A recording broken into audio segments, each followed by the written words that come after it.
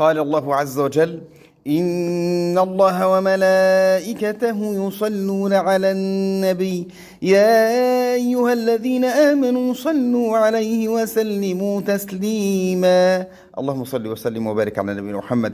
قال الإمام العز بن عبد السلام: إن صلاتنا على النبي صلى الله عليه وسلم ليست شفاعة منا له عند الله، فمثلنا لا يشفع لمثله أبدا، وإنما هي من باب المكافأة، لأن الله أمرنا أن نكافئ من أحسن إلينا وأنعم علينا، فإن عجزنا عن ذلك كافأناه بالدعاء. وأورد الإمام السخاوي أن رجلا من الصالحين كان يحتضر، فوجدوا تحت رأسه رقعة مكتوبة فيها: براءة لفلان من النار. فلما سألوا أهله ماذا كان يفعل قالوا: كان يصلي على النبي صلى الله عليه وسلم في كل جمعة 1000 مرة.